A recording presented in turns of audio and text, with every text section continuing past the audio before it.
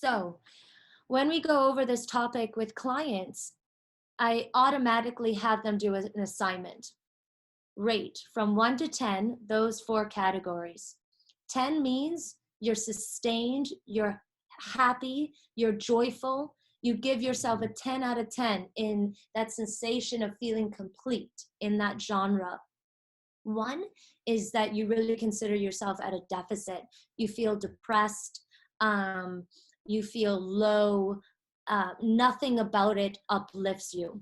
So it's important through 1 through 10, kind of put, when you think about spirituality and you're connected to this faith, this unknowing vibration that's out there, that connects us on a deeper level to all that we know and don't know. How do you connect? How do you have that deep,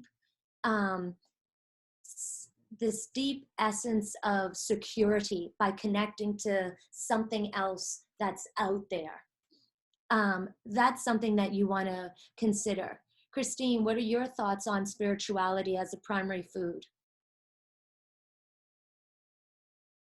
I tend to lean very much on the side of energy. And I take a very scientific approach, which is to understand what all of this is from an energetic standpoint, how to draw in the things that we want to attract more of, and how we can learn to release whatever subconscious and thinking patterns that have kind of been ingrained to create a fruitful life where we know and we trust that we are always able to create our own life.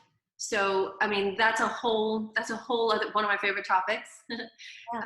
But it's about asking yourself what moves you. So some examples straight off that Christy and I are going to share, some brainstorming for you to try them out, especially if this is a new topic for you.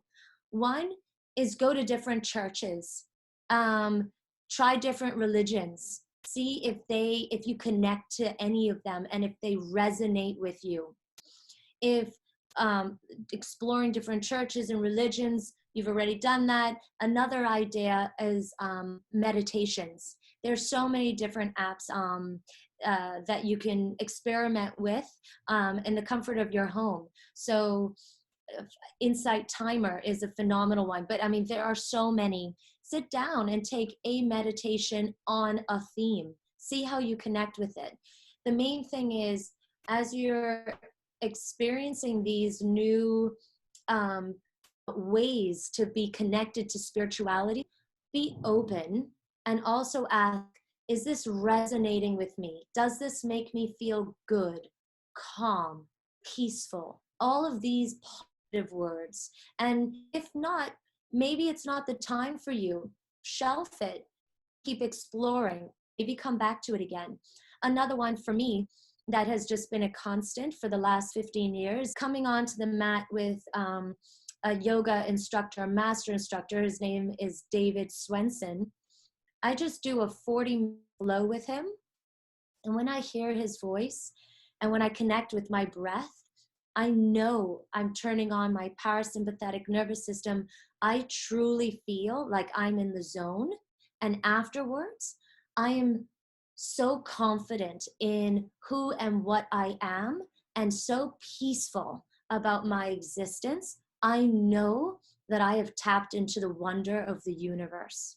So it's constantly about exploring that. Is it meditation for you? Is it listening to a lecture by Eckhart Tolle, maybe by Oprah?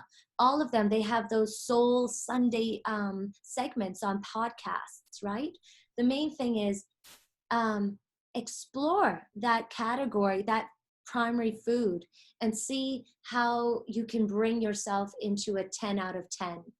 There's a quote that I absolutely love, and it says that prayer is the asking and meditation is the receiving the answer. And you know, a lot of people find their meditation through exercising, through sitting quietly, just as you said, doing a meditation, by being out in nature. There's so many ways that we can just be still. And yeah, it's beautiful. It's a beautiful practice. when you move from spirituality, the next primary food is physical activity. This one is definitely, I don't have to convince anybody that exercising is good for your health. Everyone buys into that. Doctors buy into it, you buy into it, kids buy into it, teachers buy into it. It's something that's mainstream. So I won't spend time advocating why we should exercise. But I will say, the number one thing that I see when I speak to clients is that they're not choosing the physical activity that's right for them. And this is what I mean. You have to do a bit of weight training. You have to do a bit of endurance and stamina training. You have to do stretching and balancing. You have to do cardio. You have to stimulate your parasympathetic nervous system, which is recovery and relaxation. But you have to stimulate your sympathetic nervous system, which is getting you fired up and ready to go. So it's important.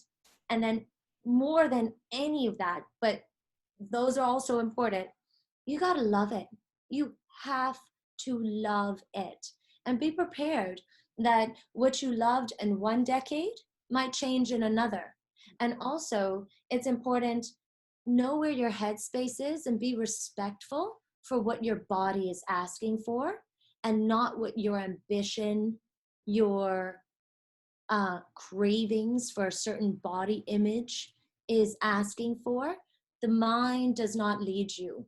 It's the body and the intuition and that truth within us that must guide you. And you will know that you're doing the proper exercises when you do feel that you automatically are receiving benefits from that expression and that experience within that movement.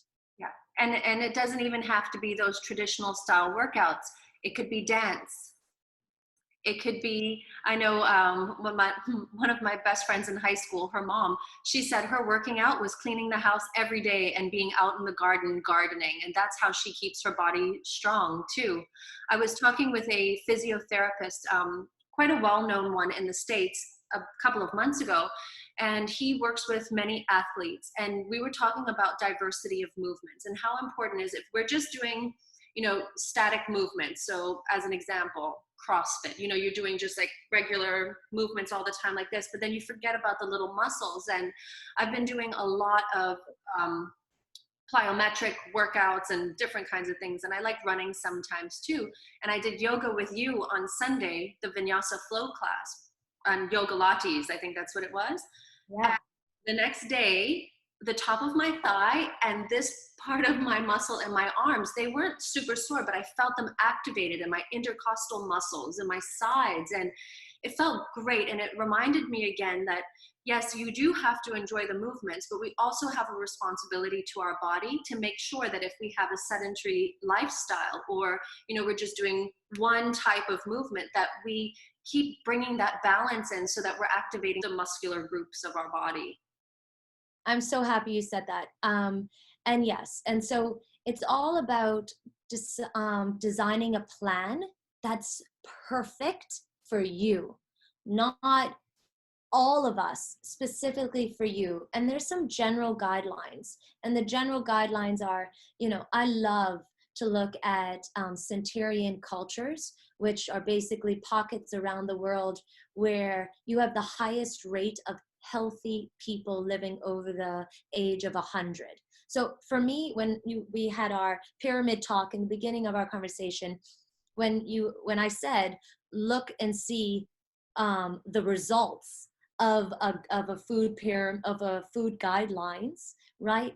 When I see a population that is just thriving, I say, let me see what they do.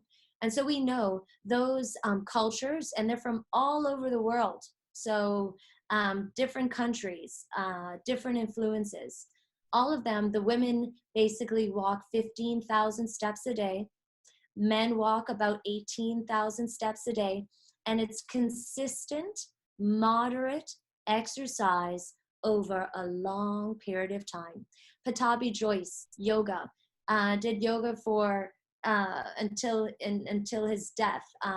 He always said, Do your practice and all is coming. It's consistent, wholehearted practice over a long period of time. All of the great sages, gurus, populations of the world, um, the the elders of our society that have lived a life where it's healthy, they're thriving, filled with vitality. When you talk about exercise, they all say the same thing. So yes, I would say quick feedback for me in terms of what I've done for me.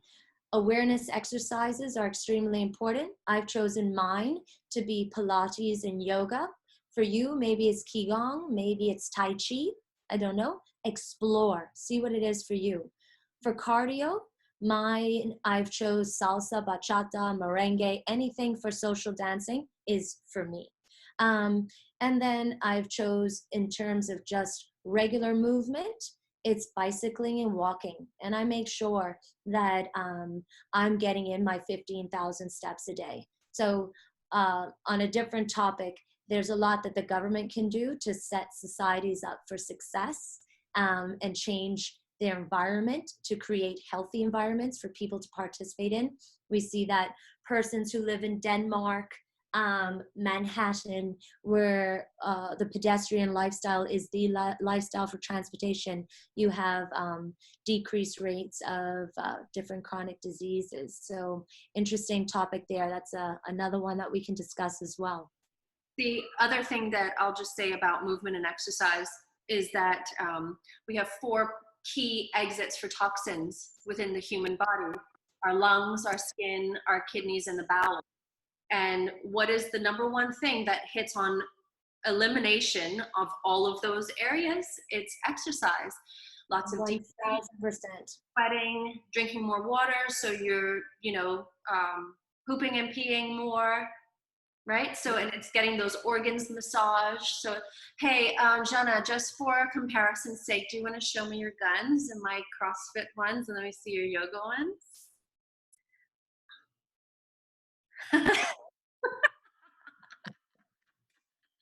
So strong. Okay. Yes. And I'm happy you made that point. And again, that's why exercise in general will make you do that. But I would encourage you to have some sort of awareness exercise. And again, it's, I mean, a typical one, yoga. How incredible is it that you have a system that was created to massage your organs and massage your digestive system? So just like how you floss your cute little teeth, how are you cleaning your organs in your body? It does matter. And why? All of this matters because we're having a discussion around how we can create a happy, healthy life for you forever. We want to increase longevity. These aren't quick fixes. Performance. I'm 100% in performance and longevity. Yeah, healthy, happy for a long period of time. Career, relationships. Those are the last 2 segments of the circle of life that are listed on the IIN perfect plate.